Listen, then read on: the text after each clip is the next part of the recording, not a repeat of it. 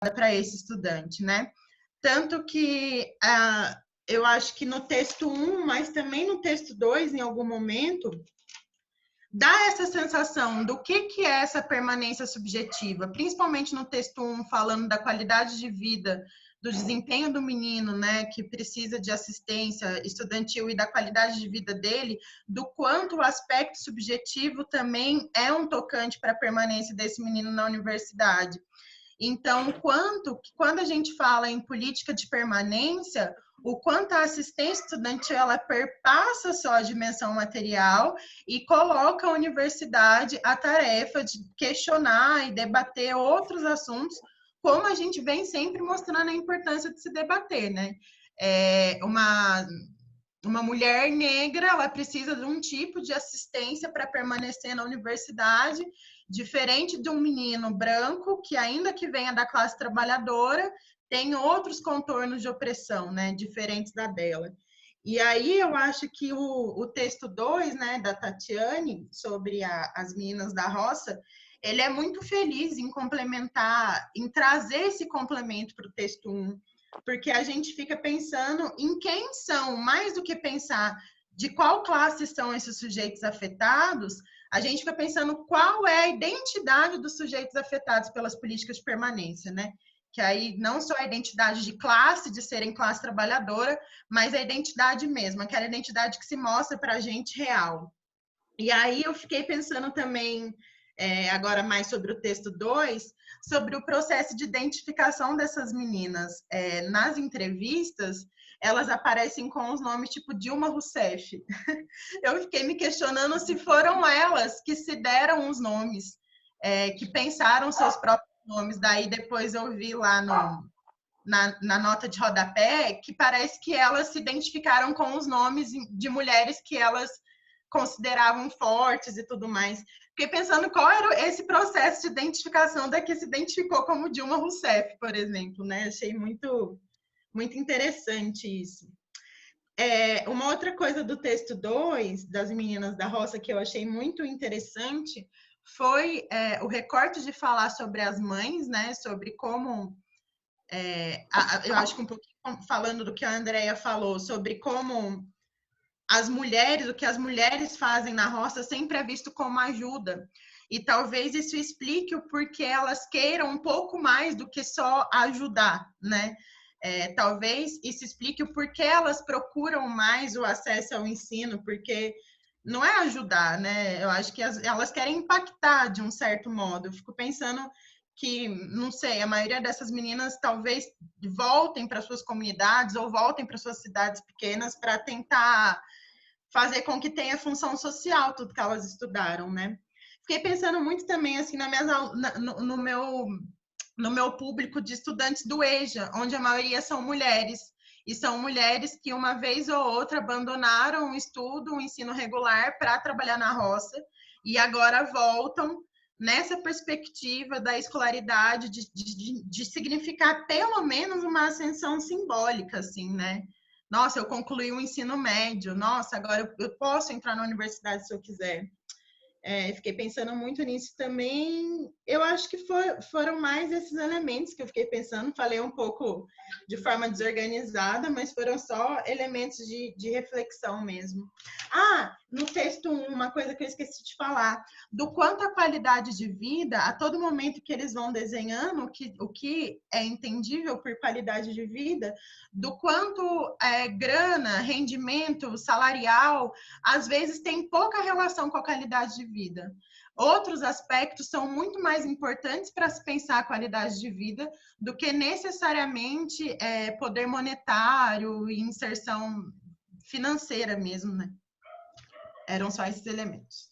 Só queria, só antes de continuar, só perguntar se eu posso gravar a nossa reunião, que como a Lívia lembrou muito bem, obrigado, lembrou muito bem, nem todos nós temos acesso fácil à internet e alguns dos colegas do grupo não estão conseguindo participar das reuniões e ficou o compromisso da gente gravar para poder compartilhar com eles, tá bom?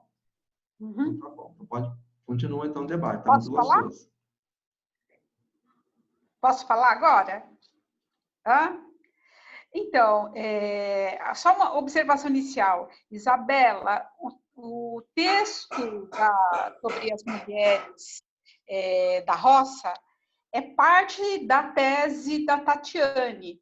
Eu acho que lá ela descreve melhor por que ela usou esses nomes. Eu não cheguei a ler a tese dela, mas percebi que é uma parte um dos capítulos da tese dela, né? Uma parte da tese dela, que ela produziu esse artigo.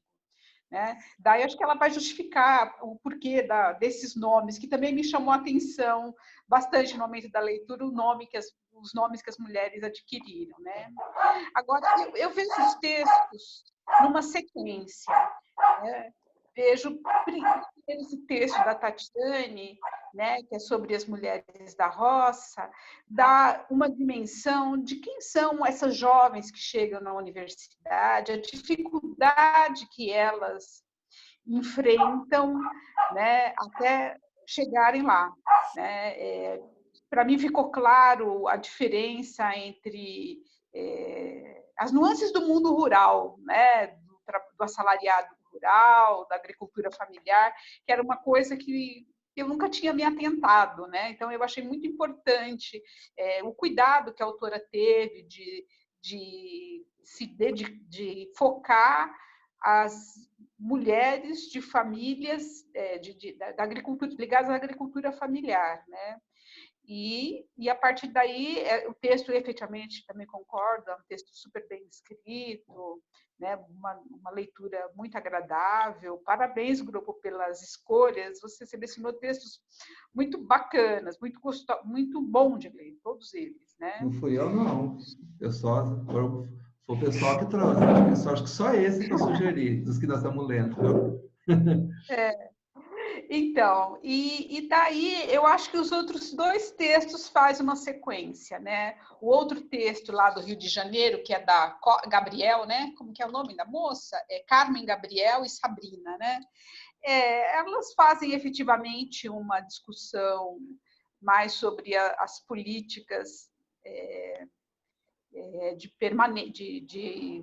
de acesso à universidade, né? Coloca algumas questões que dá vontade de pesquisar mais, né? Quando ela fala do Boaventura, do encontro de saberes, me despertou a leitura para um autor que eu nunca tinha assim lido muito, que é o Boaventura de Souza Santos, que ele trata bastante dessa questão do encontro de saberes, né? Então, e o outro texto, esse último, que eu estou usando uma sequência diferente da Isabela, acho que eu li numa outra sequência, viu, Isabela? E esse último texto da Maria Cristina Costa, é um texto que ela vai especificar melhor o que seja essa qualidade de vida, né? Então, eu vejo os textos numa sequência. No primeiro, o estudante, no outro, as políticas, de uma forma mais específica, a qualidade de vida desses estudantes. Então, o que eu fiquei pensando a partir da leitura do conjunto desses textos, né, é que há uma necessidade de se problematizar melhor o percurso desses estudantes na universidade, né? Como que eles são socializados dentro da universidade, a vida cotidiana. Eu acho que esses são os nossos desafios de compreensão para os quais esses textos abrem a perspectiva, né? de fazer esse perfil de análise, né? Porque eu entendo que há uma profunda interdependência entre o acesso e a permanência. São duas faces. Eu gosto dessa expressão muito economicista, mas são as duas faces de uma mesma moeda, né? Ou seja, o acesso ele está intimamente ligado à questão da permanência, né? E acho que uma questão que se coloca, né, efetivamente, é pensar o cotidiano desses estudantes dentro da universidade, o acesso aos bens culturais, né, e também o quanto que esses estudantes, como que eu posso dizer, o que ele extrai dessa vida universitária, né? Eu acho que essas são questões para se pensar mais adiante, né, nas nossas próximas intervenções, né? Agora, eu achei os textos muito interessantes, eu nunca havia pensado de uma forma tão elaborada como faz a Cristina Costa, né? Sobre o que seja qualidade de vida, sempre foi uma coisa muito no ar para mim. Então, para mim foi muito enriquecedor essa leitura, né? Dos 3 textos, cada um de uma forma diferente, trouxe coisas para minha reflexão, né? O primeiro deles, que é o da Tatiane, ela aponta um conceito lá de suporte, que eu entendo, que é do Matusselli, e que eu entendo que é o que a Cristina chama aqui de qualidade de vida na universidade, né? E então foram textos que suscitaram várias questões para se discutir e refletir, né? É isso.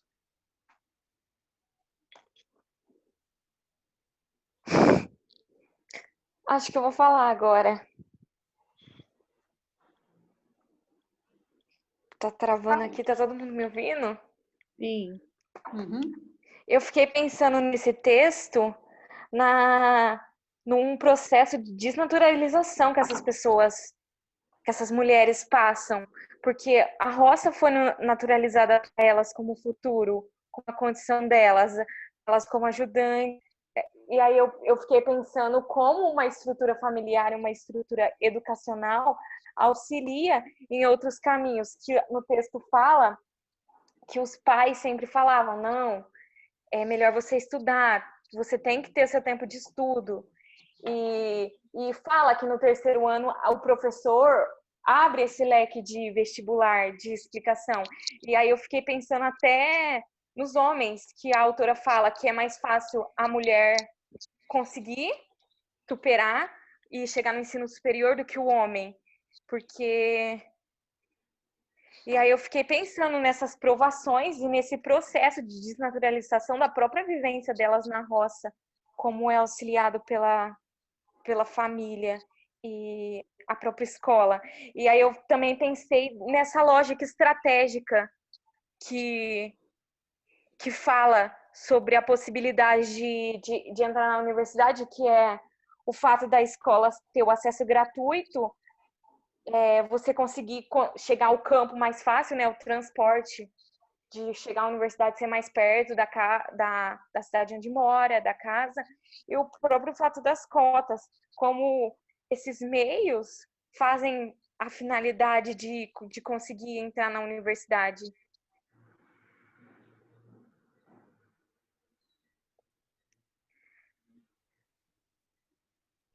E eu pensei até na própria roça em si, quando a autora explica, que eu nunca tinha pensado na roça desse jeito. Porque, sei lá, eu sou de cidade pequena, interior, então, tipo, tudo é roça. Então é muito se sentir o Chico Bento quando vai em shopping.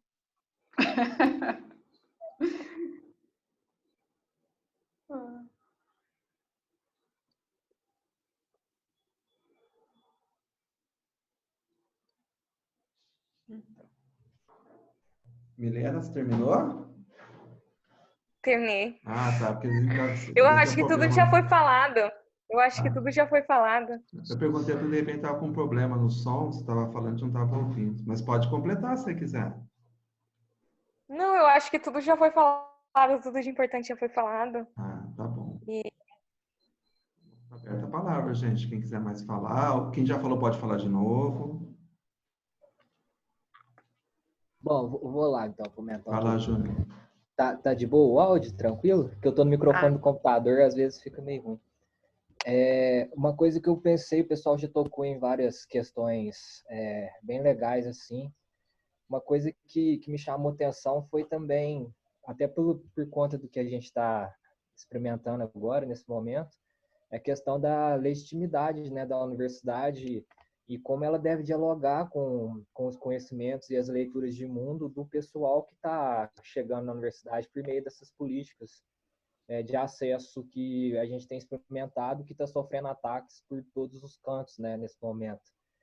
E o quanto isso está impactando, principalmente por conta do Covid, na disputa por legitimidade do próprio discurso científico em relação, por exemplo, ao combate à doença, em como as pessoas devem se organizar perante isso.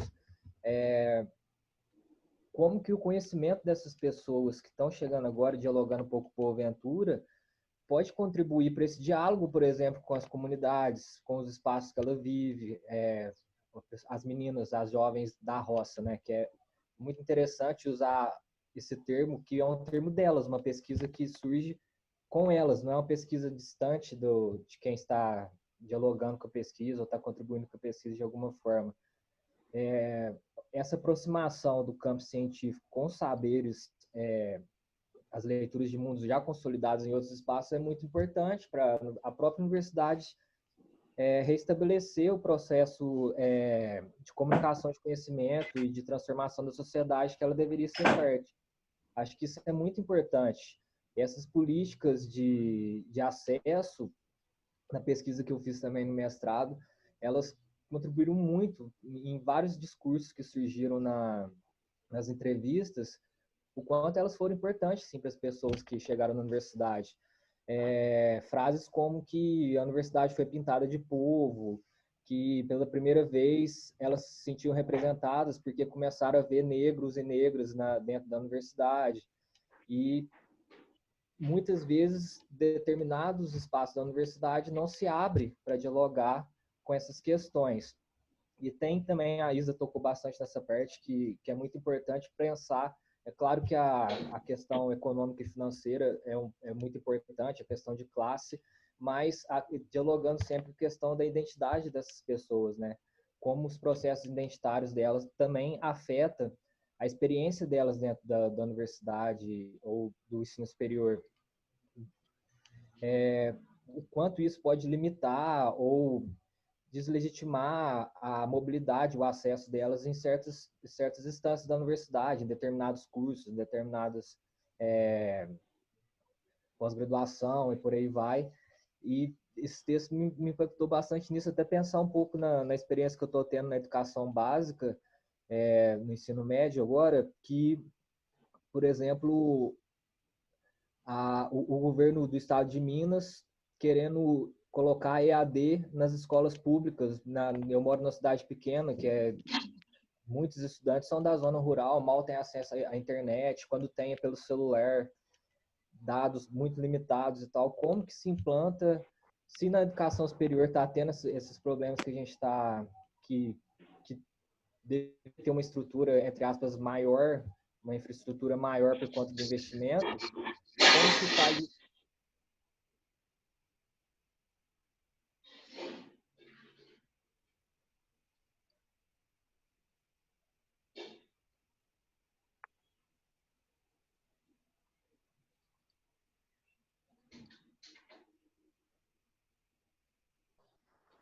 Júnior.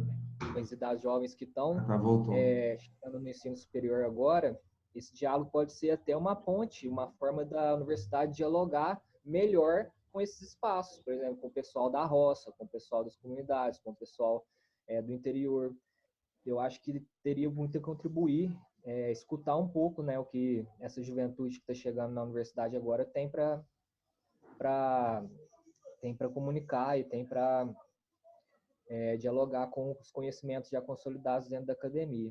Bem, um pouquinho isso, o pessoal já tocou em várias questões importantes.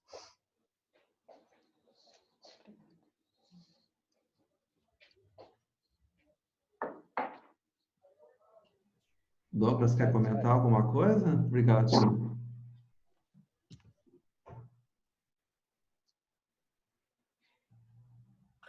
Oi, professor. Oi, pessoal. Eu também gostei muito desse texto da Tatiane, que ela publicou nesse evento da Amped. O que eu ia compartilhar, eu até anotei aqui, foi o mesmo que a Andrea colocou, eu acho que outros colocaram, né? Fazendo um paralelo com aquilo que a gente tem visto na atualidade, aí, com essa questão do ensino, né? Do EAD nas graduações, tendo em vista que grande parcela, né, não tem esse acesso, e eu acho que talvez no Brasil nós não estamos preparados ainda para para esse ensino, né, à distância. Então, eu fiquei pensando muito isso me trouxe muito essa ideia. E também alguns até questionamentos a respeito... Questionamentos não, comecei a pensar a respeito da pesquisa, até uma pergunta, de repente, aí o professor, a gente estava estudando esses dias sobre a questão da produção do conhecimento científico também, ou versus, né, a produção de serviço, a prestação de serviço, né? Eu acho que o texto aqui que a Tatiana traz, ela traz algumas respostas, né, que preenchem uma lacuna aí desse conhecimento científico, ela traz algo novo quando ela aborda essa questão do acesso, no meu ponto de vista, e a permanência dessa mulher que é da roça, que não tem, aparentemente não teria condições de inserir-se no ensino superior e lida com todos esses desafios, né? Que também a outra autora aponta, como a professora Josefa já falou, sobre essa questão do rendimento, né? E como isso influencia também no rendimento, né? Então, por vezes, eu penso que isso pode até fazer com que a pessoa venha desistir também da graduação, venha desistir dessa permanência, né, no ensino superior.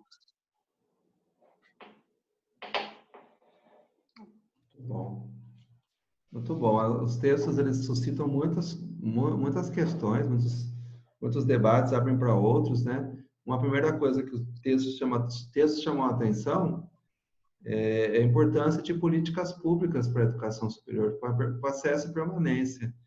E eu acho que muitos de nós somos bastante críticos às políticas públicas limitadas nos governos do PT, mas hoje a gente tem saudades delas, né?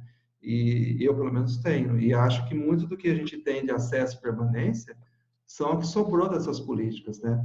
O texto da Conexão de Saberes fala de uma primeira proposta de tentar garantir ou ajudar na permanência dos estudantes do ensino superior, estudantes das camadas populares, é uma ação mais tímida. Depois, o texto da Márcia Costa já fala do PNAES, que é o Programa Nacional de Assistência Estudantil, não é? Que é muito importante, ele é um grande responsável por manter os estudantes na educação superior, aqueles que conseguem ficar. O PNAES é fundamental para isso. Acho que vários de vocês foram beneficiários do PNAES. E fora a questão do REUNE, da política de cotas, do próprio Enem, com um acesso mais amplo à educação superior. Então, a gente percebe da importância das políticas públicas, que elas acabam sendo uma espécie de suporte que as famílias por si só na roça, que é o caso do texto da Tatiana Marques, mais as meninas, não dariam conta dessa menina ir para a educação superior. Esse suporte da política pública permite que ela vá para a educação superior. E não é só ter o REUNE, ter as cotas e nem o PNAES, né? Também. Mas ter a universidade perto da roça, né? Que é o caso da Universidade Estadual da Bahia. Então, foi a primeira coisa que chamou a atenção. A outra coisa que me chamou muita atenção nos textos é que mesmo com todas essas políticas públicas, aí vem a nossa crítica, acho que certa, aos governos do PT, a sua limitação. Mesmo com todas essas políticas públicas de acesso à educação superior, a quantidade de pessoas no Brasil que vão para a educação superior é muito pequena ainda. Comparado, inclusive, a países vizinhos como Uruguai, Argentina, é ridícula a nossa taxa de escolarização superior. Aqui tem um dado de 2015, do texto da Tatiana Marques, que a taxa de escolarização líquida da população de 18 a 24 anos era aqui, ó, eu esqueci de marcar, 34,6%. É a taxa de escolarização bruta, na verdade, né?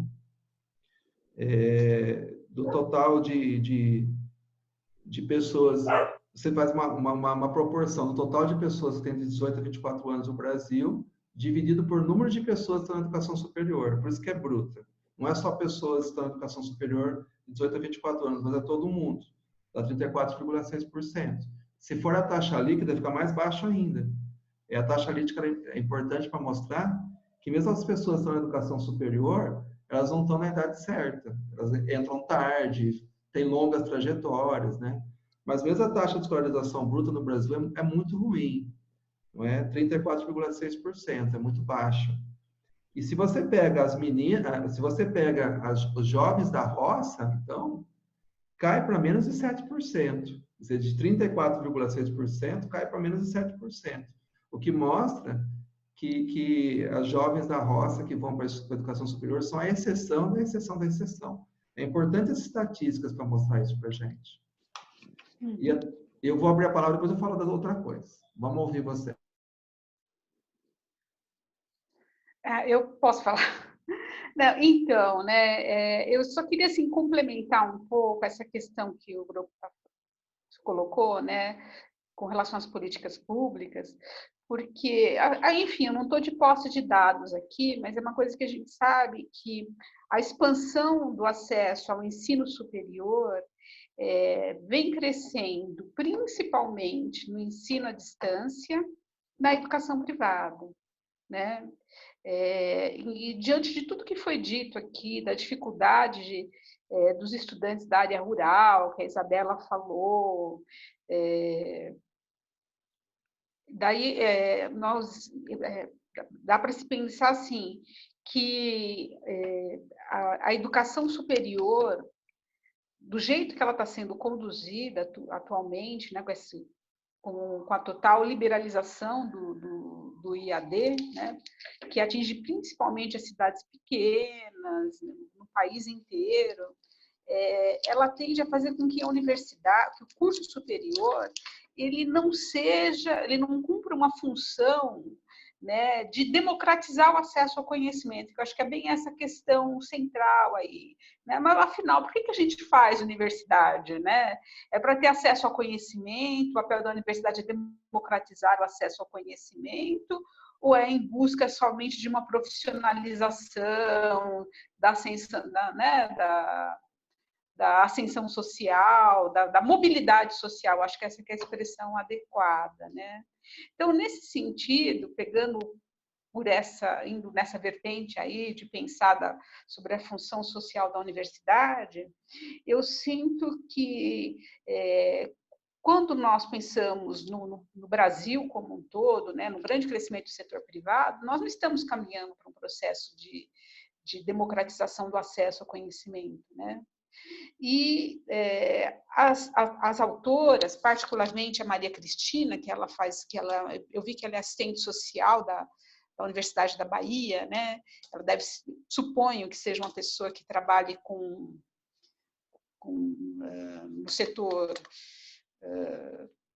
que trabalhe na universidade no setor ligado à assistência estudantil, foi o que eu imaginei pela descrição, porque ela é assistente social. Então, eu vejo o seguinte, que a universidade pública, ela cresceu muito nos tempos do governo do PT, ampliou muito o número de vagas, o texto da Gabriel coloca isso, né? Eu não lembro, a Tereza Carmen Gabriel, ela coloca a questão da expansão, né? Reúne a expansão do número de universidades, as políticas de assistência. Houve um grande avanço nesse sentido, concordo. Mas, no entanto, a parcela significativa dos estudantes ainda vão para o sistema privado, ainda são estudantes trabalhadores, assim, além de toda essa questão de lidar com a linguagem, com as exigências da vida acadêmica, né, da linguagem, da carga de leitura e etc., né, são estudantes que têm que lidar com extensas jornadas de trabalho, né? Então, eu acho que são algumas questões para a gente pensar, né, que nós ainda estamos muito longe de termos da universidade, enfim, de estarmos nos aproximarmos de alguma condição de universalização de acesso ao conhecimento, né? Acho que essa é a questão central. É isso. Grupo. Pode falar. Quem pediu a palavra? Eu fiquei pensando, eu fiquei pensando em algumas coisas que eu anotei aqui bem rápido, assim, não sei se todo mundo está me ouvindo, sobre a presença das universidades, da universidade pública, nesse momento que a gente vive uma pandemia e essa tentativa da educação à distância, né, inicial. Eu falo do Instituto Federal, que é muito próximo da minha casa, né, então eu tenho questão de proximidade com o Instituto Federal, que para mim é mais próximo, meu filho estuda lá, tal. A gente fala algumas coisas do Instituto Federal, né? Ele termina sendo tecnocrata, coloca os moleques no mercado de trabalho rápido, né? Então, é um acesso para a classe trabalhadora, né? Os meninos que estão cursando o ensino médio não são meninos que estão pensando em fazer aquele vestibular para medicina, então vão ter um ensino médio, né, como é o da rede privada, mas o Instituto Federal, aqui em Poços, se a gente pensar nas estratégias que ele tem usado, ele tem sido significativo nesse momento. Assim, eu vou listar algumas ações que têm impacto social nesse momento, por exemplo. Eles fizeram empréstimo de material para menino que não tem acesso. Então, menino que não tem computador retirou o computador emprestado do Instituto Federal. Eles concederam uma bolsa acesso para ajudar a custear a internet, né? Claro que isso não resolve em lugar que não tem acesso mesmo, né? Na zona rural extrema. As outras questões. Teve uma produção muito grande de álcool gel no Instituto Federal aqui do Sul de Minas, né, com álcool de bebida alcoólica doada pela Receita. O Instituto Federal também está produzindo máscara, mas em grande escala, para doar para o hospital. Então, para a comunidade local, eu percebo que tem um certo impacto que começa a olhar para a universidade para além da função de educação formal, né? A gente aqui, pelo menos toda hora, está noticiando, está olhando para o Instituto Federal, que é aqui numa comunidade de periferia, de um outro jeito. Eu não consigo medir o impacto disso, nem da pandemia, né? Acho que a gente não vai conseguir agora, nem do que essa quarentena vai provocar na educação, e nem... Mas eu estou um pouco certa de que isso vai modificar nosso jeito de olhar para os meninos, para a universidade, para a produção científica e de conhecimento, assim, que é um caminho meio sem volta, né? Eu não acho que a gente vai sair desse ano escolar que vai ter perda, sem dúvida, mas com o mesmo olhar social, né? Pode ser algo de bom, né? Conseguir olhar para pelo menos algo que a universidade tem impacto. Imagina emprestar um computador para um menino que não tem acesso. Isso não muda só a capacidade dele estudar, isso modifica a vivência dele nesse momento de isolamento. Os adolescentes sofrem muito, a gente tem que lembrar disso. Né? Adolescente sofre muito, então, de possibilidade de convivência social, né? Então, sobre isso que eu queria comentar, até assim, pensando no texto também da Roça, né? Eu passei uma das matérias que a Isabela mandou para a gente, vocês conseguiram ver? Sobre Sim. a EAD, consegui, o outro eu não consegui abrir. Eu não tinha consciência dessa expansão tão grande da EAD, José, que bom que você comentou. Da educação privada, superior privada, sim. De cada 10 vagas na educação superior, cerca de 8 são nas instituições privadas. Cada 10 estudantes de educação superior, 8 estão em instituições privadas, né? Que não garante realmente um acesso ao saber, ao conhecimento, como a José falou, né? Nenhuma profissionalização adequada, muitas vezes. Pesquisa, né? Quando eu estava na UENG, aqui em Campanha, né, fazendo a pedagogia, no primeiro ano, pelo menos 10 estudantes da minha turma de 30 saíram do presencial para ir para o EAD. Você for ver um número bem alto, né? Olivia, eles chegaram a comentar o porquê eles fizeram essa mudança? Desculpa interromper. O formato com que o presencial desdobrava, assim, ser algo que não chega mesmo até eles, sabe? Também por conta do trabalho, né? Que chegavam cansados, né? Que era noturno, né?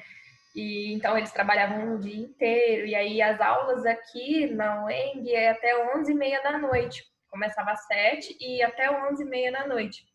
Então isso já era um fator, né? Para a evasão. E também por conta de... Além disso, né? Que eles falaram, por conta de como os professores mesmo tratavam eles dentro da sala de aula. No sentido de que não via a realidade do estudante, né, que era aquele que trabalhava o dia todo e ainda estava na universidade, à noite, o formato com que as atividades eram repassadas, a exigência com que era repassado para eles as atividades, né, porque eles não tinham tido acesso a um tipo de conhecimento que é o da universidade, né? E aí você cobra do estudante no primeiro ano, né? Algo que ele não viu ainda, foi um dos motivos também que eles relataram para ir para o EAD.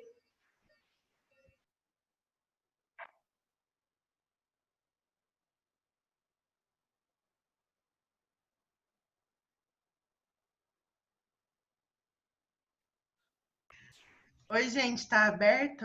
Ou tem alguém para falar? Tá aberto sim, Isabela, pode falar. Eu fiquei muito reflexiva sobre o que a Josefa levantou, né? Porque eu fiquei relembrando uma experiência que eu tive agora, bem no comecinho do ano, de uma seleção para tutores EAD da Unifenas, né? Eles fizeram uma grande reunião com todo mundo que se pretendia a vaga, e é assim, o que é falado, né? Eu fiquei pensando em como essa questão da EAD é sempre trabalhada por quem pensa EAD, né? Porque, querendo ou não, a gente tem muito para falar sobre o EAD, mas não é, eu acredito que não seja um objeto de pesquisa, estudo de quase nenhum de nós.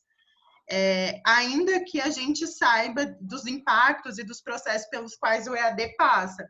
E, assim, para os grandes profissionais do EAD, para aqueles que defendem, né, a modalidade, eles acham que a EAD, eles têm a clareza disso que a Josefa coloca sobre a EAD, conseguir, com debilidades, suprir um gargalo de acesso, principalmente para a classe trabalhadora, que encontra dificuldades de inserção real na universidade pública, né, com a permanência, pensando que tem que trabalhar e tudo mais, levantando aquela categoria de trabalhadores estudantes, principalmente.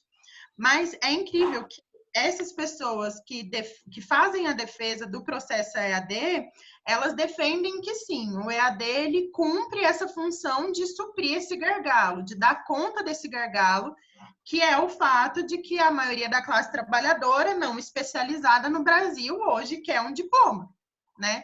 Para se colocar um pouco melhor no mundo do trabalho e tudo mais.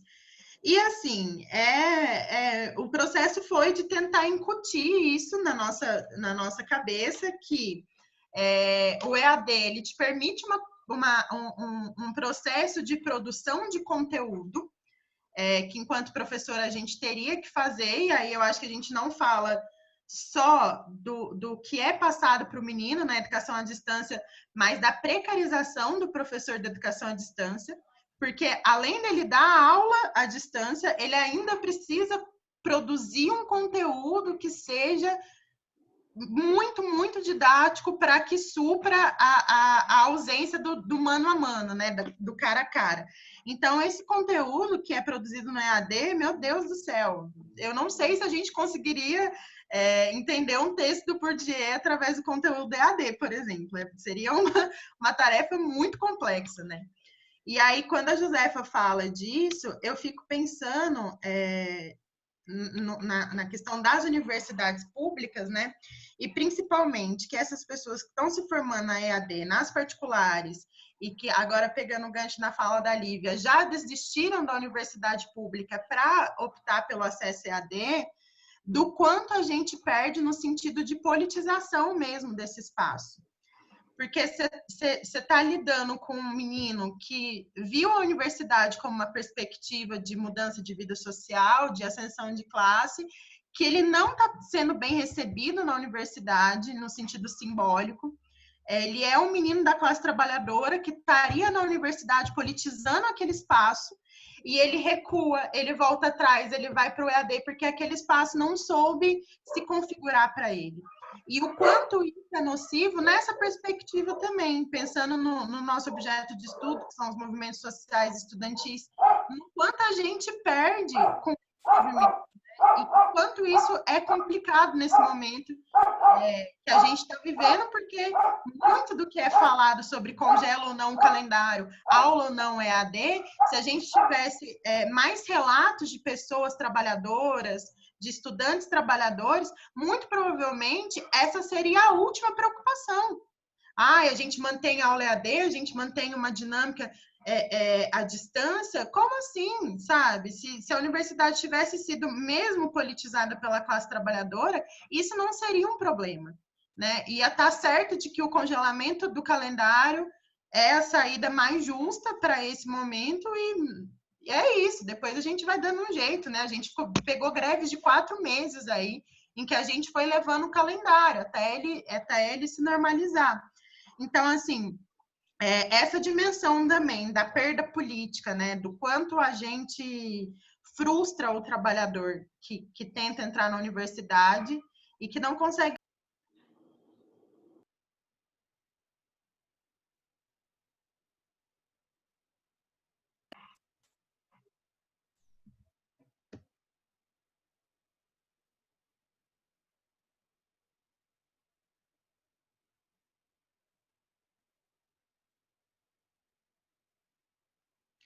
Eita, gente, tinha caído mesmo. E eu tinha terminado de falar já.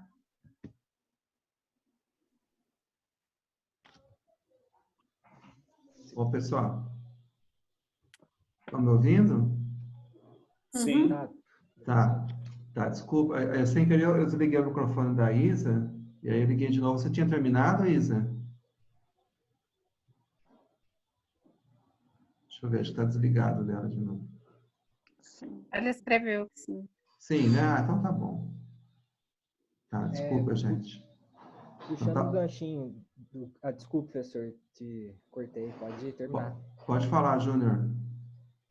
Puxando um ganchinho do que a Isa comentou, pensar um pouco também essa questão de AD, o quanto individualiza, né? Se pensar numa questão de passar de uma sociedade do domínio, da domesticação para o alto desempenho, né? Individualiza a questão da educação, em vez de ser um processo mais coletivo de afetividade entre as pessoas, de um processo mais dialógico, individualiza e todas as questões caem em cima do indivíduo de conseguir ou não formar em determinado curso ou não, por meio desses processos mais à distância, né? Perde aquela questão do afeto como uma potência da educação. É muito preocupante isso, e pensar, por exemplo, que como que começa a implantar processos de EAD em escolas do ensino médio, o quanto isso vai, como isso vai influenciar, por exemplo, na escola como espaço para além da educação formal, como espaço de socialização entre as pessoas, entre a juventude, formação de identidade e tudo mais.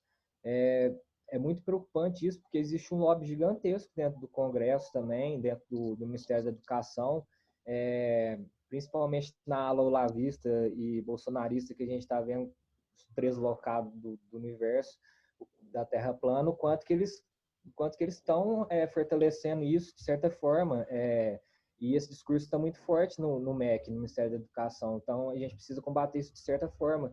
E eu acho que às vezes vai ficar um pouco meio conturbado, mas o quanto, por exemplo, que a inserção de determinados grupos dentro da universidade traz demandas enquanto essa.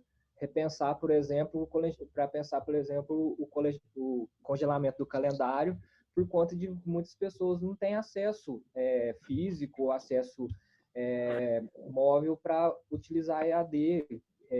São coisas que novas demandas surgem a partir que novos grupos começam a se inserir na universidade. E isso, para um pouco além dos muros da universidade, os cursinhos populares e tudo mais, o quanto isso traz novas demandas para a universidade se repensar.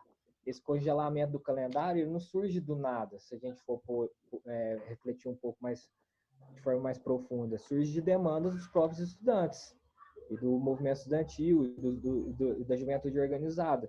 Então, é importante a presença desses grupos na universidade para a universidade oxigenar as relações tradicionais que ela já tinha. Isso é muito importante.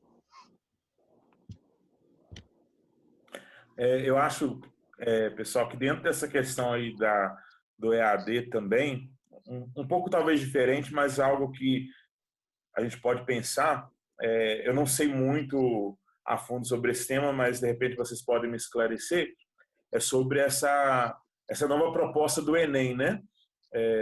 Também que será digital agora. Eu não sei como que isso está sendo programado, mas como que vai ficar a nossa juventude, por exemplo, ou as pessoas que vão fazer o Enem, como que vai ser esse acesso, né, dessas pessoas? Será que isso não vai prejudicar? Como que vai ser isso, essa questão, né, na prática, né?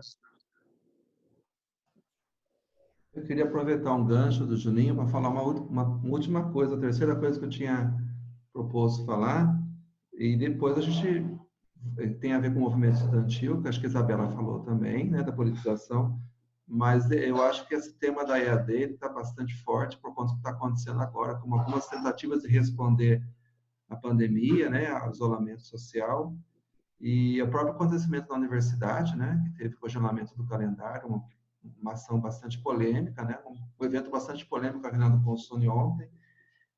Mas eu queria comentar o seguinte: no texto da Gabriel, eles falam em determinado momento sobre as ideias do Boaventura de Souza Santos. O Boaventura de Souza Santos é um texto muito importante sobre a universidade. Me fugiu o nome, a gente estudou na disciplina que eu dei junto com a Marcela e Isabela, naquela disciplina que a gente fez, sobre educação superior. É um texto do Boaventura e fala da ideia da universidade, Universidade das Ideias. Texto muito bacana, vale a pena a gente, de repente, se vocês quiserem estudar, a gente pode abordar nossos encontros. E ele fala que a universidade moderna, ela passou por 3 crises que vem reconfigurando ela. A primeira crise é a crise de autenticidade, não sei se esse é o termo correto, que é assim, para que serve a universidade? Se ela serve para pesquisa, se ela serve para formação profissional, e a universidade conseguiu resolver essa crise que foi no final do século XIX europeia, né? E a universidade se coloca também como lugar da formação profissional, não apenas de pesquisa, não apenas de acesso ao conhecimento. Ela resolveu isso relativamente bem, segundo Boaventura. A segunda crise é a crise de legitimidade, que a Gabriel fala no texto dela, Conexão de Saberes. E essa crise ela aconteceu na Europa, nos Estados Unidos e também, de certa forma, no Brasil, nos anos 1960, justamente pela pressão de diversos grupos sociais e do movimento estudantil para aumentar o acesso ao ensino superior.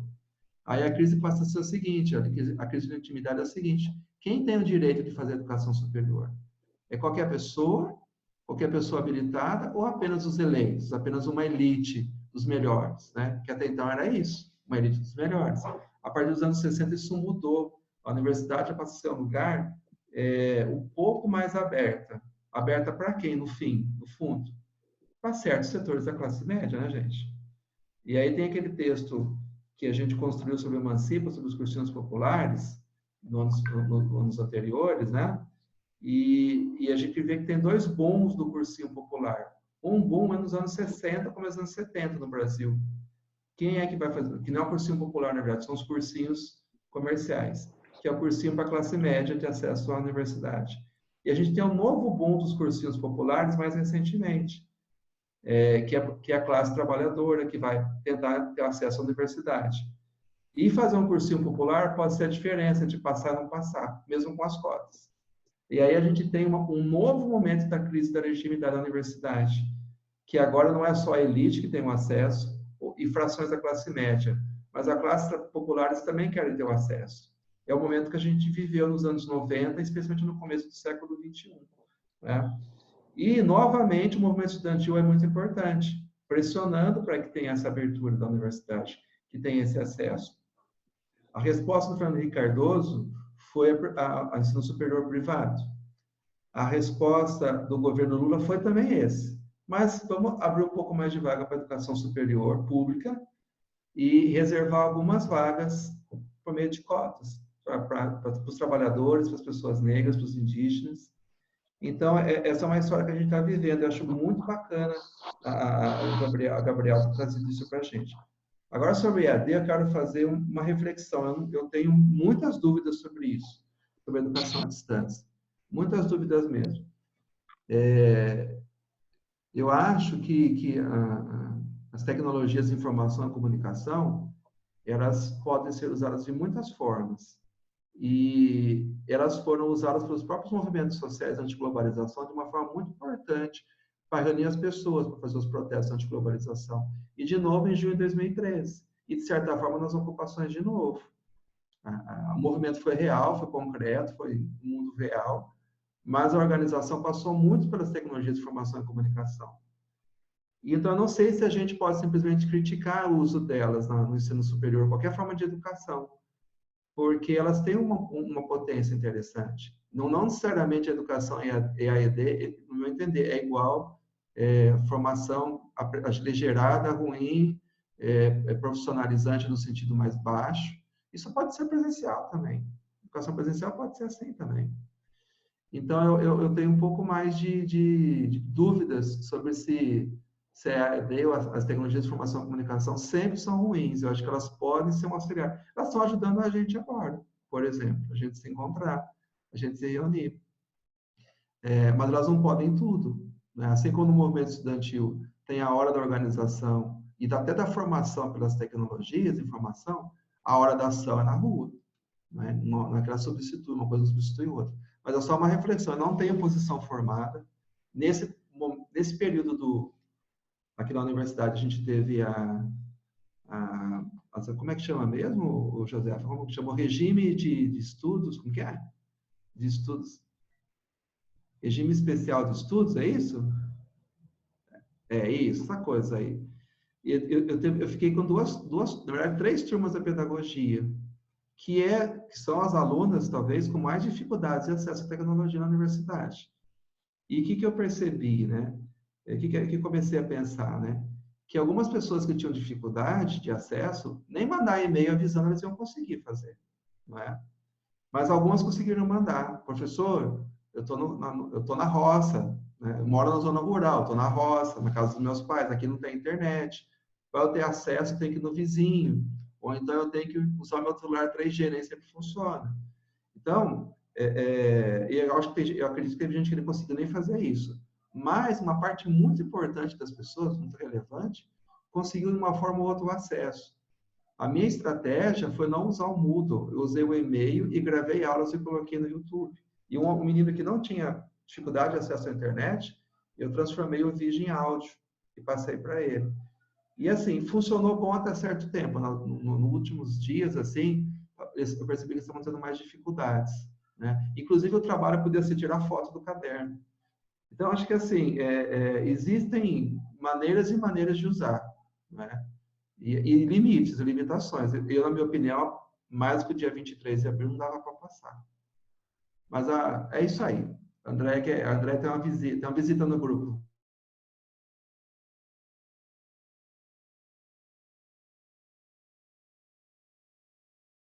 Bom, tá aberta a palavra, gente. Ele tá tímido, só faz assim. Quem é ele? Meu filho, meu filhinho. O filhinho, olha o Sabia que tamanho, você quase tá batendo no fazendo? teto. Você também tem aula online, mamãe?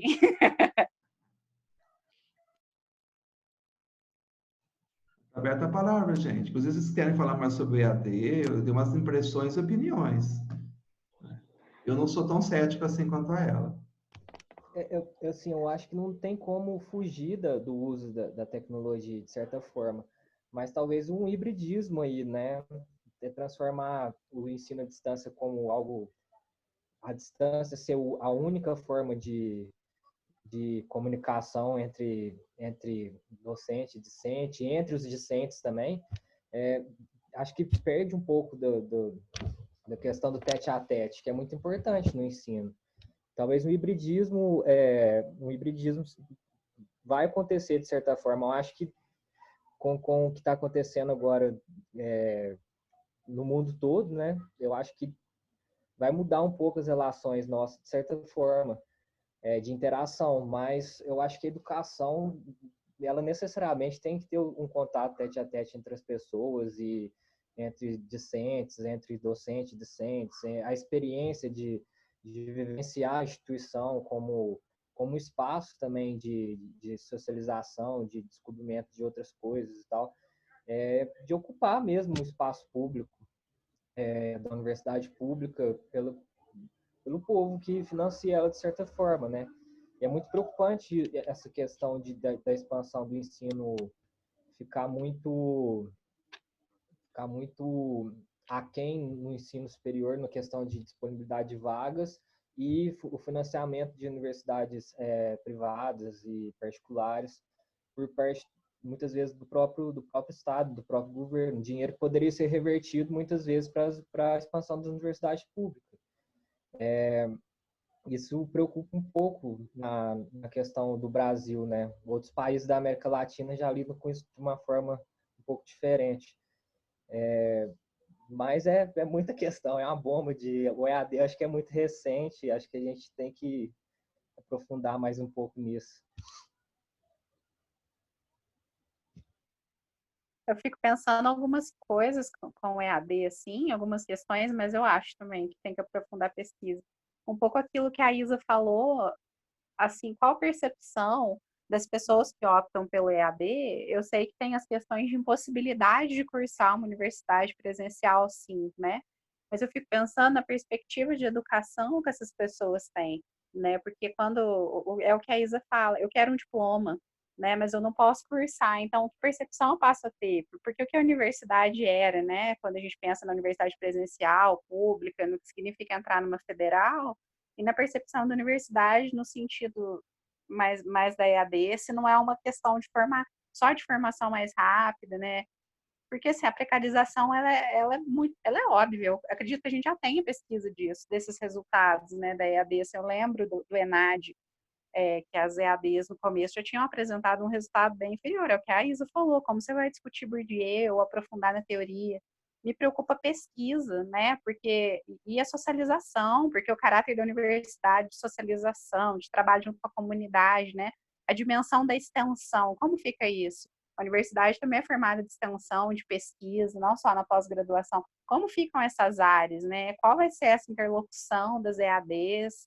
E também penso no risco, que eu acho que a gente não vai deixar de correr, eu concordo com o grupo, de que vai ampliar, vai aumentar a EAD, né, pela própria característica individualista que o Juninho falou, da sociedade que a gente está construindo cada vez mais, né, que a gente usa a rede social para isso, né, de forma mais individualizada. Então, eu estudo de madrugada, vou fazer o EAD, eu posso assistir a aula gravada a hora que eu quiser, e isso facilita que eu trabalhe mais, né, não deixe de atender a questão, as demandas capitalistas, né? Isso aí para as jovens mães, para as pessoas negras, vai ser mais ainda, né? Que é quem mais entra cedo no mercado de trabalho.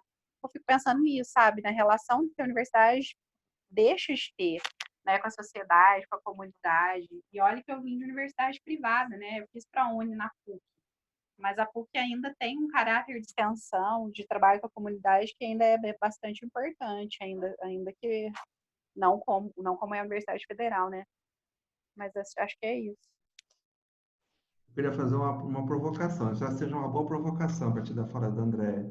E acho que outros falaram também, o Júnior falou também isso. Será que o uso da EAD, na forma como vocês citaram, é uma individualização ou é uma flexibilização? Eu acho que tem mais a ver com a flexibilização. E a flexibilização é uma característica dos nossos tempos, a forma do trabalho, do mundo do trabalho hoje, né? Agora, uma reflexão, será que a flexibilização no sentido da pessoa ser capaz de ter várias funções, ser capaz de ter várias capacitações, ele ser capaz de fazer várias coisas diferentes, ele ter a capacidade de organizar seu tempo de várias formas, não só o tempo fordista. Isso é necessariamente ruim? Se a gente vai criar uma sociedade socialista, por exemplo, imagine que fosse possível, a gente ia partir do fordismo ou da flexibilização, não é? Então, eu acho que sim, é o uso dessas tecnologias de informação, de tecnologias sociais de organização do trabalho, do tempo, que pode ser feito de uma forma mais emancipadora, que é feita pelo capitalismo como uma forma de obter mais lucros, extração da mais-valia, etc. Mas a gente, sendo bom marxista, se a gente for fazer a revolução, construir a sociedade do futuro, a gente não vai destruir as tecnologias existentes e pegar uma que tem lá no passado. A gente vai partir do que existe. E a flexibilização é um ponto de partida que, revisto, ele pode ser interessante. Isso é uma provocação, tá, gente? A partir da conversa, de onde ela foi, está sendo muito legal. É interessante que você comentou, professor, mas pensar um pouco também na culpabilização do indivíduo, se ele não consegue, por exemplo, determinada nota em determinada disciplina do EAD, a culpabilização dele próprio, né? Porque de certa forma, ele vai ter uma autonomia de buscar estudar aquilo no horário que for mais tranquilo para a pessoa e tal, não sei. Mas também, pensando um pouco no que a André falou, pode haver também a precarização do trabalho da docência, por exemplo, se a gente for aprofundar um pouco, no sentido que para montar uma aula presencial, a gente gasta já um tempo considerável para gravar isso, para disponibilizar na internet, ou para montar um material, assim. Acho que talvez pode haver uma precarização também da docência, no sentido de a gente pode pensar também do público que vai ser atingido.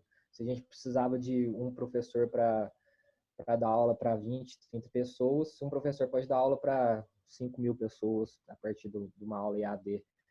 Então, acho que pode haver uma precarização também que dialoga um pouco, que você comentou também, né? A questão do sistema capitalista e neoliberal aproveitar de uma ferramenta para conseguir mais lucro a partir da mais-valia do trabalho das pessoas.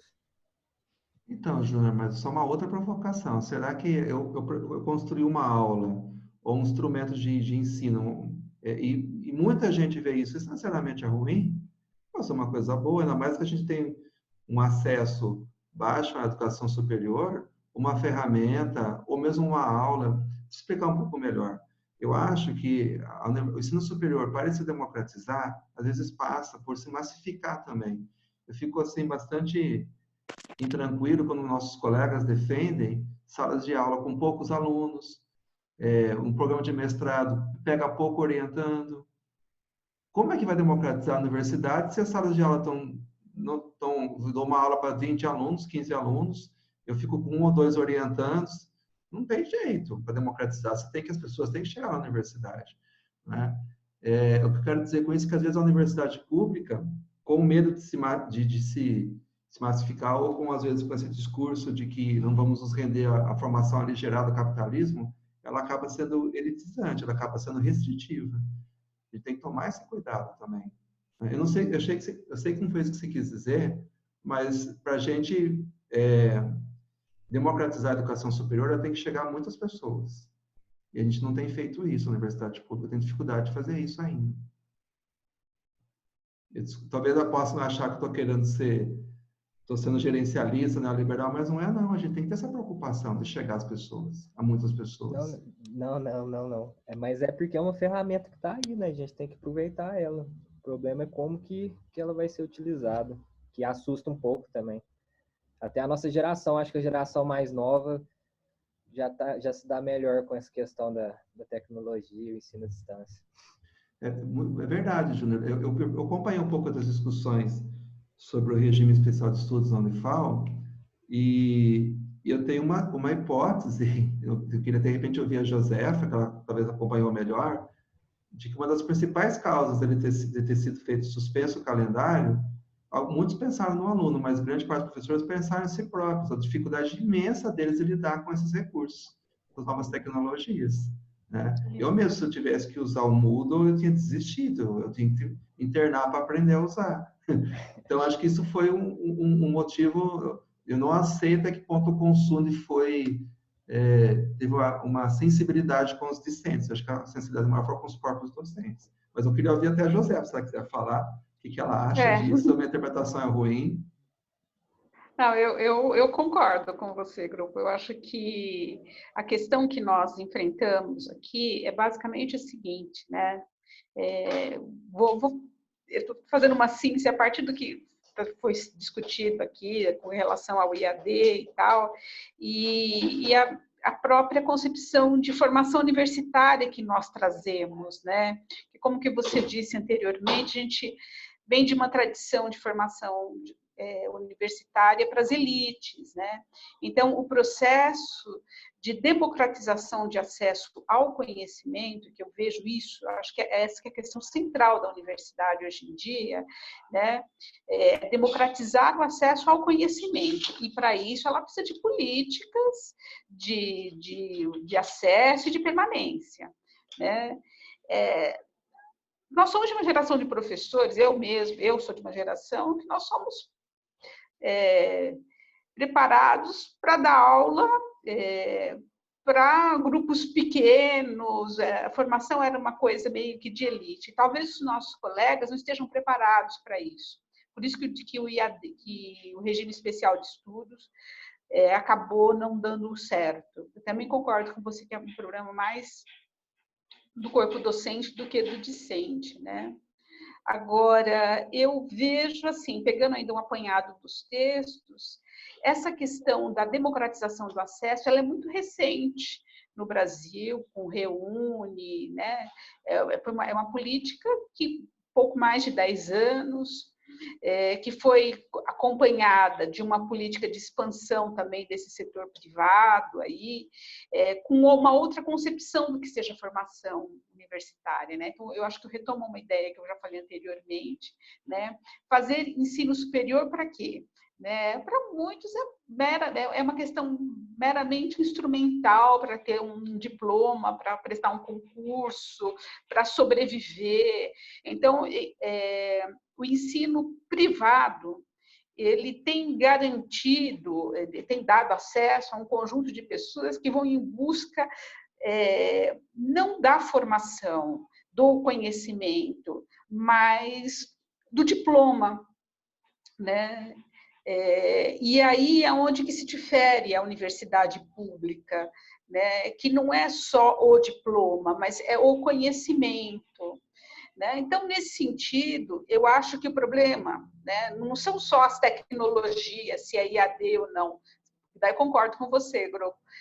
Você pode ter uma excelente aula, um bom curso IAD, desde que ele seja pensado, elaborado de uma forma para um grupo específico de alunos, etc. Acho que é possível ter democratização do acesso ao conhecimento pelo IAD, mas quando o objetivo é esse. Quando não é esse o objetivo, é o que o Júnior estava falando, vira mercadoria, você explora, grava uma aula para 3.000, 4.000 alunos, né?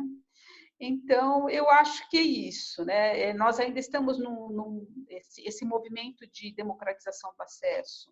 Ele foi muito recente e sofreu muitos atropelos, né? E merece ser muito bem estudado. Ainda acho que a gente está começando a entrar num campo aí que merece ser bem examinado, como que fica essa geração de estudantes das classes populares que acessaram efetivamente a universidade pública na última década. Eu acho que aí é um grande filão de gente ter muita coisa para ler, para pesquisar, né? É isso. Eu queria pedir para a Andréia, colocou o texto, né, do Boaventura. Você pode depois colocar no nosso grupo do WhatsApp, Andréia? Fiquei curiosíssima para ler. Tá? Eu coloco já. É isso, gente. Pode deixar, estou no computador, para mim é sim. fácil. É só copiar o link, eu faço beleza. Beleza, Gro. Legal. Obrigado, André. Isso aí, gente. Eu queria comentar uma coisa sobre o texto da jovem mulher negra, uma coisa que eu fiquei assim, bastante curioso. A autora, ela apresentou na Amped de São Luís, inclusive, mas a autora, ela entrevistou 17 meninas, ela fez, aliás, um estudo interseccional, dá para chamar isso, que ela pegou meninas negras da roça, jovens, né? E estudantes da universidade. Eu fiquei com curiosidade de saber, elas terminaram o curso, elas voltaram para a roça, se voltaram, que impacto teve isso, né, na vida da família dela, né? Porque uma coisa que eu notei, eu quero te perguntar se vocês conhecem experiências parecidas na Unifal, que tem vários estudantes que vêm da roça, ou próximos da roça, né? E se vocês conhecem experiências daqueles que voltaram para a roça ou não. O que eu percebi no texto que a maior parte dos jovens que vêm para a universidade pública é uma espécie de migração, é uma espécie de uma ruptura grande na vida pessoal, ainda mais se ele vai longe de casa. E para a menina da roça, então, é uma mudança muito grande também, né? Será que elas vão voltar para a roça? E uma última coisa que eu queria também pensar, eu não consegui entender direito por quê. Mas quando eu era mais jovem, a gente lia a literatura sobre êxodo rural, a gente via que os homens migravam do campo para a cidade mais que as mulheres. Dos últimos 20 anos para cá, pelo menos isso mudou. Os homens ficam mais no campo e as meninas jovens vão embora mais. Eu não sei bem por quê. Talvez a busca da escolarização seja uma resposta, que as meninas procuram mais que os meninos. Em todos os níveis, em todos os grupos populares no campo, na cidade, isso acontece. Então, a gente já começa a lançar uma questão, que inclusive acho que a Andréia colocou aí, 1000 pesquisas estão surgindo na cabeça, né? Mas, assim, o que acontece com esses jovens, né? Essas jovens, principalmente, que vêm da roça, ou vêm da periferia, vêm para a universidade, elas conseguem completar o curso, elas voltam para o lugar de origem delas, o que acontece nesse lugar? Então, não são questões que estão me inquietando ainda. Ela explica um pouquinho, né, a questão da mulher sair mais. Tem um trechinho do artigo que ela fala que tem uma questão de que a pequena propriedade rural, quem tende a herdar são os filhos homens. E daí as meninas, né, acho que ela coloca 3 explicações lá, né? E a outra é que as mães têm uma necessidade de ver essas meninas com um futuro diferente do delas. Pode ser não sei, né? Tô lançando uma hipótese aqui. O próprio processo de emancipação da mulher, né? E de 20 anos para cá tem uma diferença boa, né? Na questão do trabalho. Não sei como se configura no trabalho do campo, mas possivelmente isso impactou.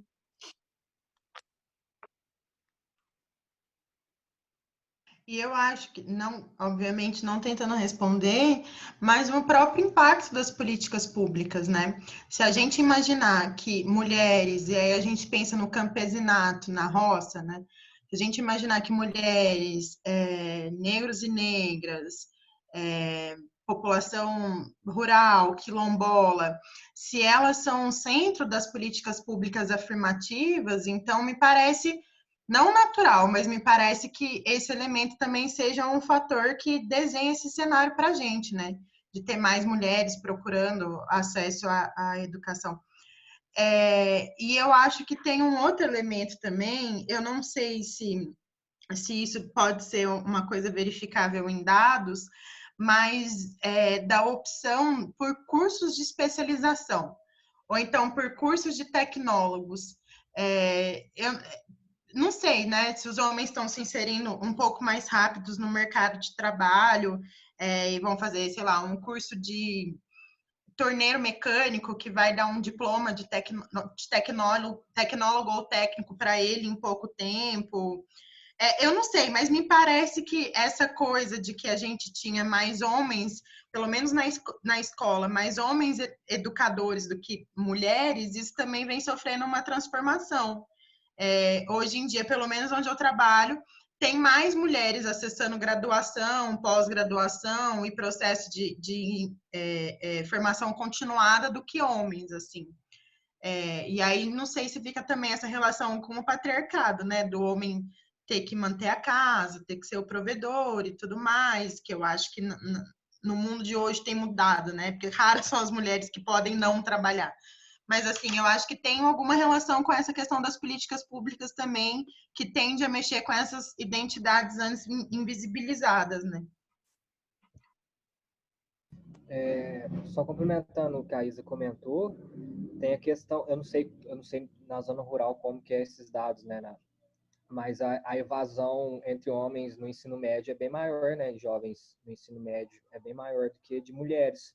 Talvez tenha um pouco de impacto também nessa questão, impacta na questão do acesso também ao ensino superior.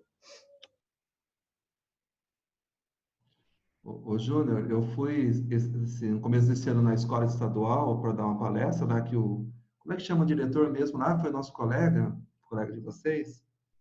Esqueci o nome dele.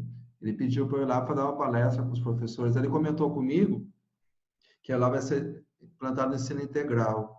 E os meninos abandonaram a escola. Então, foram se formando turmas de ensino médio, primeiro ano, só com meninas praticamente. Os meninos falam, não, eu vou trabalhar, eu vou fazer um curso técnico, né? E abandonam a escola, porque vai ser integral. Uma coisa também bem curiosa para a gente pensar.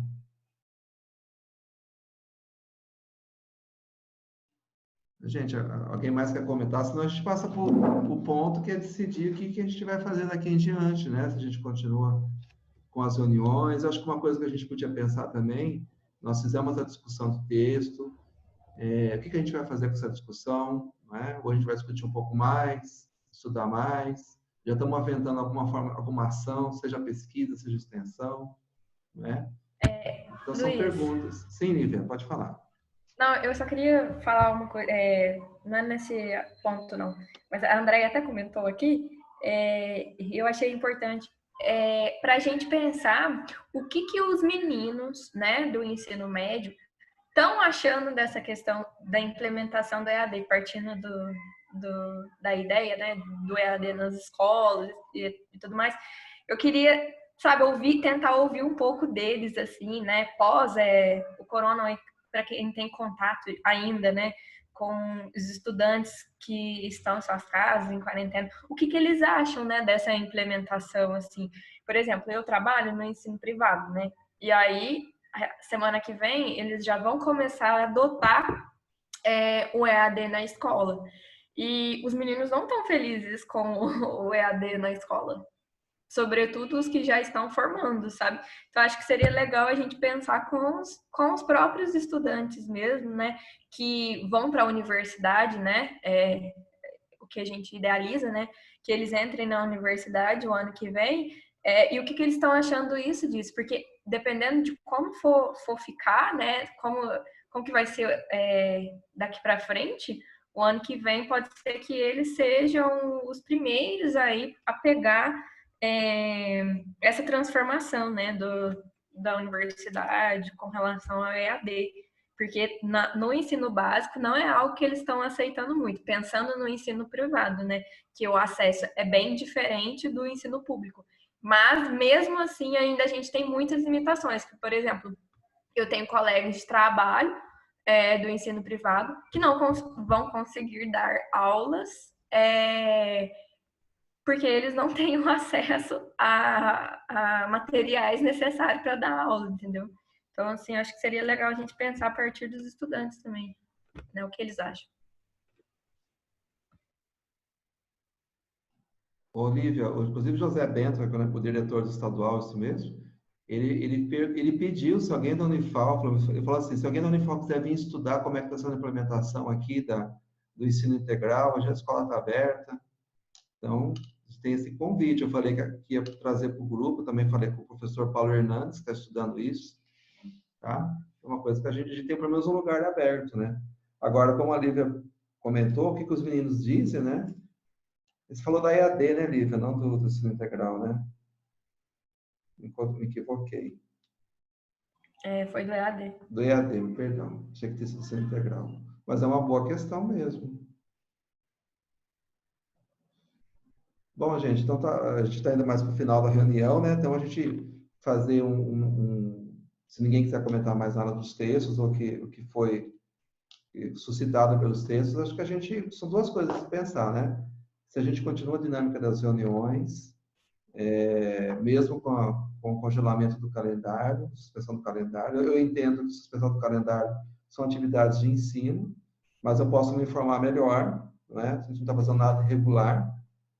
E se a gente for continuar essas reuniões, se a gente vai manter essa dinâmica, né, de uma leitura de um texto e dessa conversa, e também pensar o que a gente pode fazer quando a normalidade voltar, se é que vai voltar um dia, a partir dessas discussões como as de hoje, né?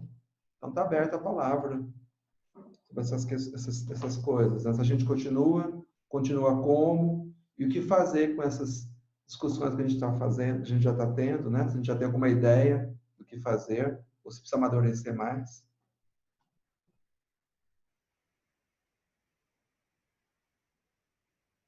Antes do pessoal comentar um pouco sobre essa questão, é só para fazer um convite. A Nicole ela não pôde participar da reunião, que ela está preparando uma aula. Ela vai, não é uma aula, né? Ela vai apresentar umas questões sobre musicalidade infantil no Facebook dela. Aí depois vocês entram lá um pouquinho. Vai começar às 7 horas, eu acho. Pediu para convidar o pessoal. Eu compartilho o link do Facebook dela lá no grupo depois.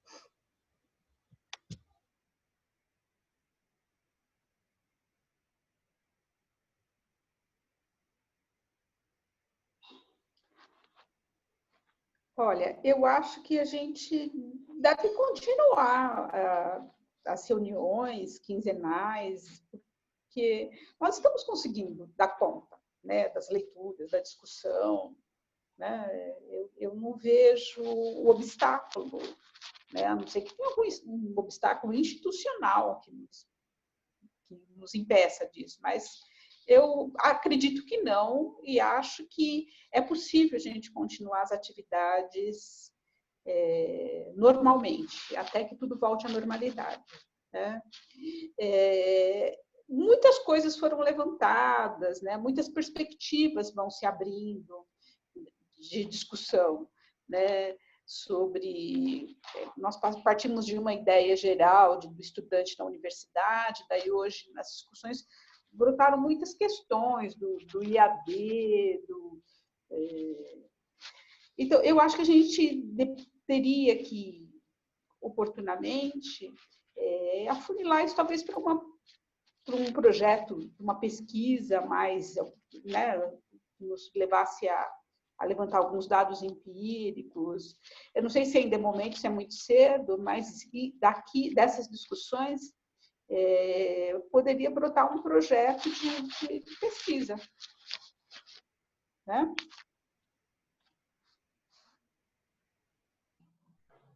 Então, alguém mais quer se posicionar? Quer colocar só seu ponto de vista, sua opinião, sua posição? Gente, eu acho que... Ai, Desculpe, pode ir, pode Juninho. falar. Não, pode ir. Já falei demais, já. Pode ir. Depois eu falo. Eu também. Bom, eu acho que dá para a gente continuar, inclusive para a gente se obrigar a ler alguma coisa diferente de notícia de coronavírus, né, gente? Porque eu não aguento mais. É sério. Todo dia eu acordo e vou ver alguma coisa. Então, acho que a gente pode continuar. E eu acho que com relação... Eu fiquei pensando muito no que vocês fizeram na época das ocupações, né? Sobre aquele artigo que saiu meio que bem do forno mesmo, do momento, né? Eu fico pensando que a gente precisa sistematizar tudo que a gente vem conversando nesse processo de quarentena, mas sistematizar talvez numa coisa que possa ou não ser publicada e eventualmente pensar na ideia da Josefa de um projeto de pesquisa que dure um pouco mais, mas sistematizar mesmo essa experiência que a gente está tendo, desses debates, dessas discussões, para quem sabe a gente faça algo parecido com o que vocês fizeram no calor do momento das ocupações. Acho que aquele artigo deu tão certo assim para a gente conseguir analisar as coisas, sabe?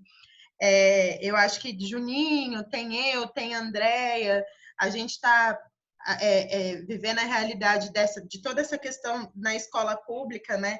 O grupo com os meninos bombam quase que o dia inteiro deles falando, e aí, a gente vai começar a ter aula pela internet? Ah, não, tô saturado, tô cansado, psicologicamente abalado, enquanto os meninos terceirando estão preocupados com o Enem, né?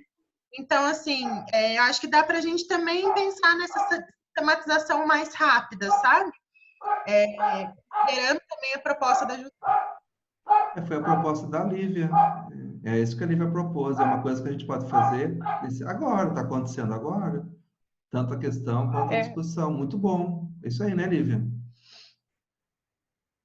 Eu acho que É eu isso mesmo. concordo.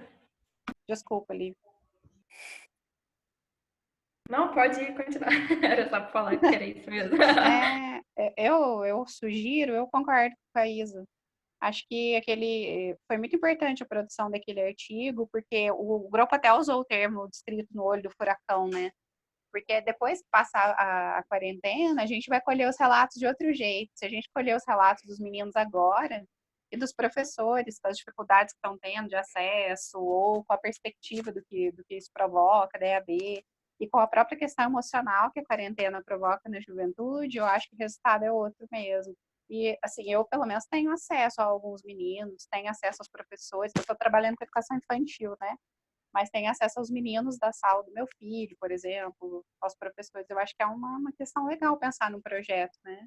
Por mim, o grupo continua também, a gente, né, tá possibilitando ler outras coisas e até pensar em produção, né, no momento que tá difícil, porque emocionalmente para todo mundo fica mesmo, né, meio doloroso e tal, enfim, eu topo. Eu também tô quietinha, mas eu também tô vendo tudo. Eu concordo e eu acho muito importante. Eu moro com uma aluna do ensino fundamental, ensino médio, e eu sei como é para eles. Não é nem...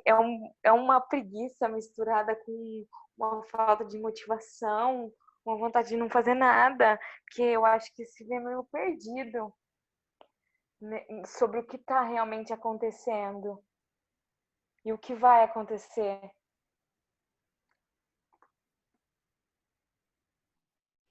Eu queria dar um relato aqui, acho que a Josefa pode até me completar. Do ponto de vista dos professores da educação superior, o grau de estresse, tensão e até de virulência nos testemunhos pelas redes sociais e e-mail é uma coisa nunca vista na história. Nem no tempo da greve de 2016 eu vi tanta agressividade dos nossos colegas, viu, José? Estou assustado, sim. Né? Eu tive uns arranca-rabos bravos, assim, que eu não devolvi, que eu nunca tinha vivido na minha vida acadêmica. E a distância, né? A distância pode ser causador de agressividade.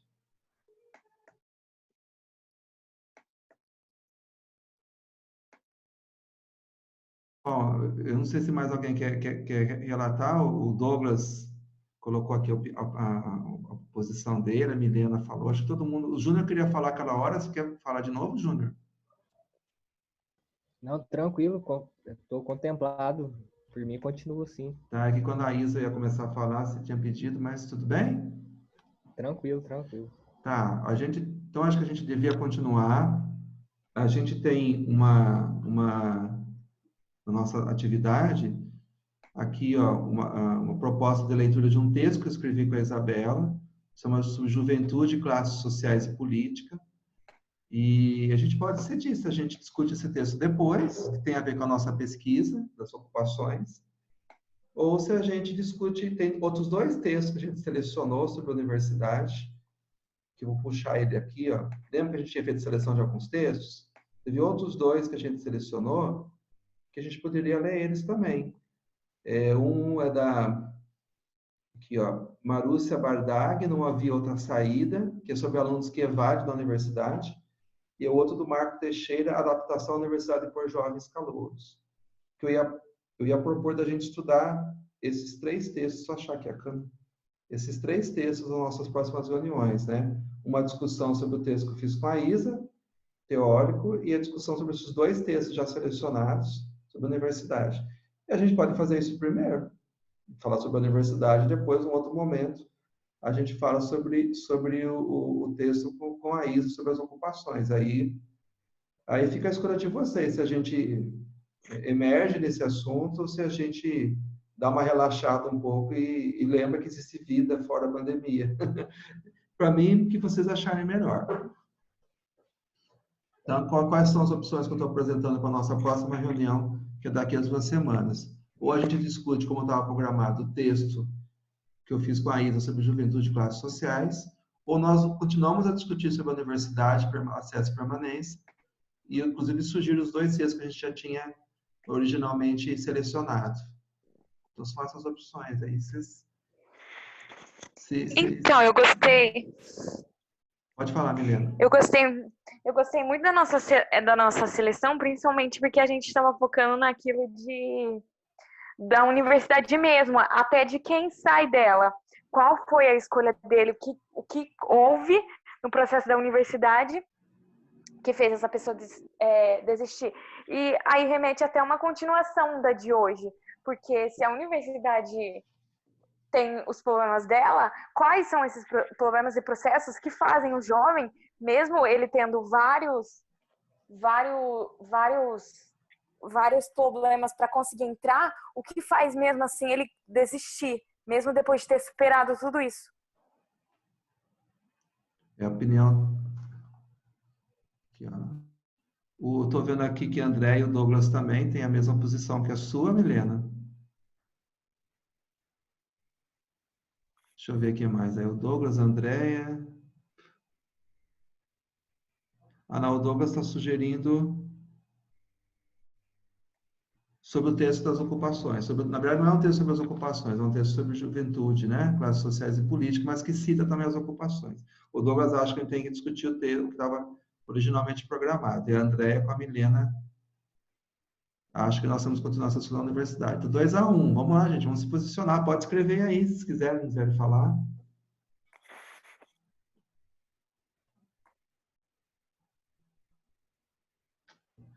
Josefa, o que você acha?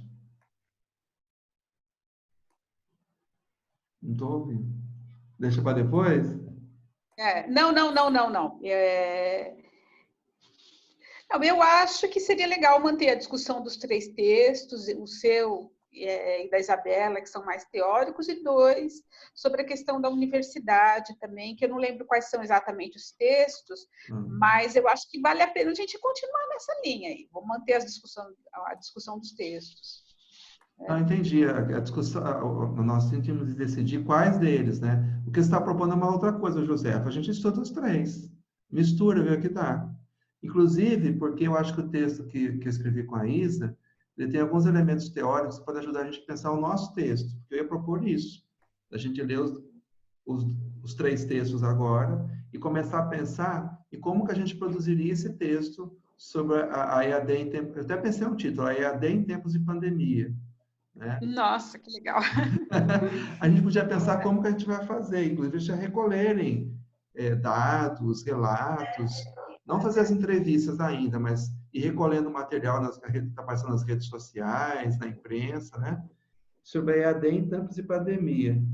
Então, o que a Josefa propôs, vamos estudar os 3 textos. A gente estudou 3 hoje, por que não 3 semana que vem?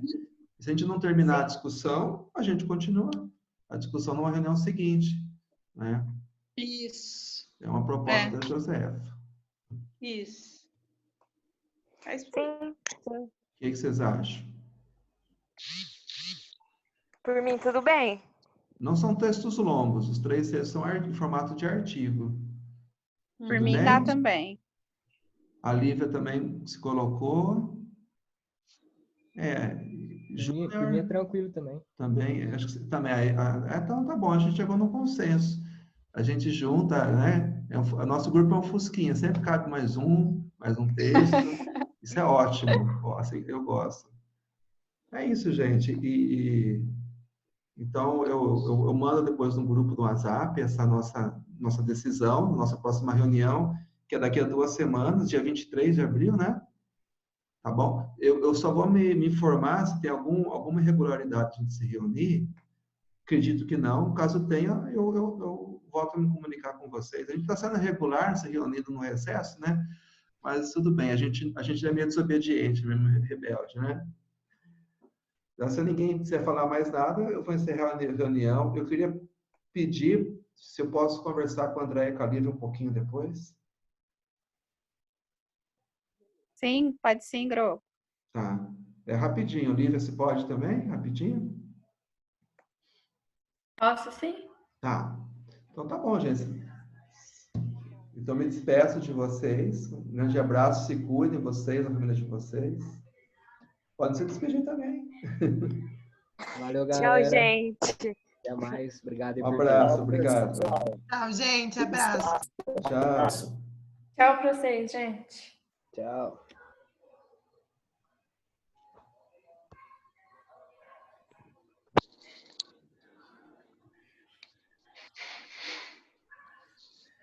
Pronto, já acabei. José, você pode ficar se quiser também na hora de... O André, acho que é rápido. O André vai bem rápido. É sobre o nosso texto, André. Se você conseguiu dar uma olhadinha nele, fazer aquelas alterações. Não